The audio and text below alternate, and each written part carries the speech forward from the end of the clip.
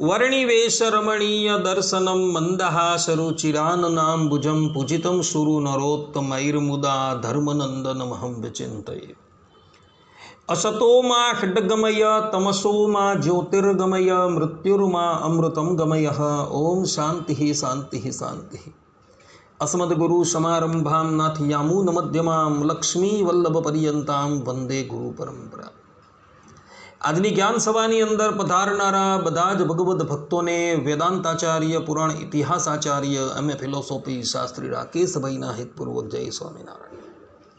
ભક્તો, આજની આ જ્ઞાન સભાની અંદર આપણે બધા ભગવાન સ્વામિનારાયણે લખેલી શિક્ષાપત્રીના 142મા શ્લોકની સ્પષ્ટતા શ્રવણ કરશું। તો બધા જ શ્રોતાગણો આ પ્રવચન એકાગ્ર મને કરીને શ્રવણ કરે। તો ભગવાન સ્વામિનારાયણ શિક્ષાપત્રીના 142મા શ્લોકમાં પોતાના ગ્રહસ્થ આશ્રિતોને આજ્ઞા આપતા કહે છે કે ગવાદીનામ પશુનામ ચ તૃણતોયાદિભીર યદિ સંભાવનમ ભવેત સ્વેન રક્ષ્યાસ્તે તર્હિ નાન્યથા। અર્થાત કે ગાય, બળદ, ભેંસ, ઘોડા આદિ કે જે પશુ તેમની તૃણ જલાદિકે કરીને પોતા વતી જો સંભાવના થાય તો તે પશુઓને રાખવા અને જો સંભાવના ન થાય તો ન રાખવા। આ પ્રમાણે ભગવાન સ્વામિનારાયણે પોતાના ગ્રહસ્થ આશ્રિતોને આજ્ઞા કરેલી છે। કહેવાનું તાત્પર્ય એ છે કે જે ધન ધાન્યથી સંપન્ન ગ્રસ્ત છે અને એ પોતાના ઘરમાં ગાય, બળદ, ભેંસ, ઘોડા આદિ પશુને રાખતો હોય તો એણે એ બધા જ પશુઓની તૃણ જલાદિકે કરીને યથા યોગ્ય સંભાવના કરવાની છે। જે ગ્રહસ્થ સમર્થ નથી એણે તો પોતાના ઘરની અંદર આ પશુઓ રાખવાના જ નથી, પરંતુ જે સમર્થ ગ્રહસ્થ છે અને એ પોતાના ઘરની અંદર પશુધન રાખવા માંગતો હોય તો એ ગ્રહસ્થની ફરજ છે કે એણે તૃણ જલાદિકે કરીને એ પશુઓની યથાયોગ્ય સંભાવના કરવી। જો એ પશુઓની યથાયોગ્ય સંભાવના કરવામાં ન આવે અને એ પશુઓ જો દુઃખી થાય તો એના દ્વારા ગ્રહસ્થ મહદ પાપનો ભાજી થાય છે। જેમ કે પદ્મપુરાણ પાતાલખંડ અધ્યાય 30 27મા શ્લોકની અંદર મહર્ષિ પુલસ્ત ગંગાપુત્ર ભીષ્મને કહે છે કે ક્ષુધા તૃષા તીવ્ર દંશ વિષમ સ્થાન સીદતામ પશુનામેવ નિશ્વાસે રુદ્ધિ સર્વા વિનશ્યતિ। તૃષિતઃ પશવો બદ્ધઃ કન્યા ચાપી રજસ્વલા દેવતાશ્ચ સનિર્માલ્યા ઘ્નંતિ પુણ્યમ પુરાકૃતમ। અર્થાત કે ક્ષુધા, તૃષા, તીવ્ર દાંશ અને ઉબડ ખાબડ જગ્યાને લીધે હેરાન થતા પશુઓના નિશાસાથી તેના સ્વામીની બધી જ સમૃદ્ધિનો નાશ થઈ જાય છે। જે ઘરમાં તરસ્યા પશુ બાંધેલા હોય, કન્યા રજસ્વલા રહેતી હોય, પૂજ્ય વિનાની દેવ મૂર્તિઓ હોય તો તે ઘરધણીના પૂર્વ કરેલા પુણ્યોનો પણ નાશ કરી દે છે। અહીં મહર્ષિ પુલસ્તે સ્પષ્ટ રૂપે કહેલું છે કે જે ઘરમાં તરસ્યા પશુ બંધાયેલા હોય છે એને તૃણ જલાદિકે કરીને યથાયોગ્ય સંભાવના કરવામાં નથી આવતી તો એના હૃદયમાંથી જે તાપ નીકળે છે એના દ્વારા એ ગ્રહસ્થે પૂર્વે કરેલા બધા જ પુણ્ય સમાપ્ત થઈ જાય છે અને એ પ્રત્યવાયનો ભાજી થાય છે।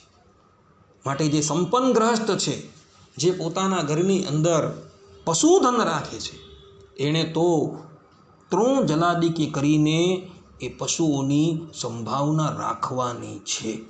આ સંબંધની અંદર સ્વામિનારાયણ સંપ્રદાયના એક મહાન ભગવદ્ ભક્ત જીણાભાઈના એટલે કે હેમંતસિંહ રાજાના જીવનનો એક પ્રસંગ અવલોકન કરવા યોગ્ય છે। વાત એવી હતી કે જીણાભાઈ જૂનાગઢના દિવાન અને પંચાળા ગામના સામંત રાજા હતા। વ્યવહારે કરીને અતિશય સંપન્ન, એટલે ઘરની અંદર પશુધન પણ વિપુલ પ્રમાણમાં। એક સમયની વાત હતી, ભગવાન સ્વામિનારાયણ પંચાળા ગામ પધાર્યા. જીણાભાઈએ ભગવાન શ્રી હરિનો ખૂબ સત્કાર કર્યો. પછી એકાંતની અંદર જીણાભાઈની સાથે બેઠેલા ભગવાન શ્રી હરિએ જીણાભાઈને કહ્યું કે જીણાભાઈ, આ વખતે તમારા ખેતરની અંદર ધાન્ય ખૂબ સારું પાકેલું છે, તો એ ધાન્ય તમે વેચતા નહીં, કારણ કે આવતું વર્ષ બહુ જ મોડું પડવાનું છે, અર્થાત કે આવતા વર્ષે દુકાળ પડવાનો છે. માટે તમે અન્નનો સંગ્રહ કરજો અને તમારી પાસે જે પશુધન છે એ પશુધન બધું વેચી દેજો. આ પ્રમાણે કહી ભગવાન શ્રી હરિ પંચાળાથી વિદાય થયા. અને તે પછી હેમંતસિંહ રાજા એટલે કે જીણાભાઈએ પોતાની પાસે જેટલું પણ પશુધન હતું એ પશુધનમાંથી એક ઘોડી અને એક દૂધણી ભેંસને બાદ કરતાં બધું જ પશુધન વેચી દીધું. અને એમાંથી જે પૈસા આવ્યા એ પૈસાના પણ એઓએ દાણા ખરીદ્યા. પોતાની પાસે પોતાના ખેતરમાં જે દાણા ઉગેલા હતા, અર્થાત કે જે પાક થયો તો એ પાક એમણે વેચ્યો નહીં, પરંતુ પોતાના ઘરની અંદર જે કોઠી હતી એ કોઠીની અંદર અનાજ ભરી દીધું. અને પશુધન વેચીને જે પણ કંઈક દ્રવ્ય આવેલું હતું એના પણ એમણે દાણા ખરીદેલા અને કોઠીઓ ભરી લીધેલી. ત્યારબાદ પછીનું વર્ષ દુકાળનું હતું.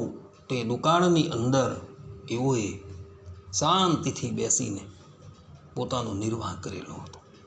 એટલે જીણાભાઈને ભગવાન શ્રી હરિએ પ્રથમથી જ સાવચેત કરી દીધેલા.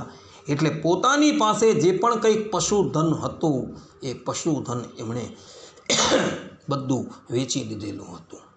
કારણ કે દુકાળની અંદર એ પશુધનની યથાયોગ્ય સંભાવના થઈ શકે એમ ન હતી. અને એટલે માટે ભગવાન શ્રી હરિની આજ્ઞાથી જીણાભાઈએ પ્રથમથી પશુધન વેચી દીધેલું હતું. માટે અત્યારે પણ જે ગ્રહસ્થ પોતાના ઘરની અંદર ગાય છે, બળદ છે, ભેંસ છે, ઘોડા છે ઇત્યાદિ પશુઓને રાખતા હોય તો એણે પણ એ પશુઓની ટ્રોણ જલાદિકે કરીને યથાયોગ્ય સંભાવના કરવાની છે. જો ન કરે તો એ ગ્રહસ્થ પાપનો ભાજી થાય છે. માટે બધા જ ગ્રહસ્થો આ વાત આત્મસાત કરી લે. આટલું કહીને હું મારા પ્રવચનની વિરામ આપું છું. સર્વે સંતુ નિરામયઃ, સર્વે સુખીનો ભવંતુ, સર્વભદ્રાણિ પશ્યન્તુ, મા કશ્ચિદ દુઃખ ભાગ ભવેત અસ્તુ. જય સ્વામિનારાયણ.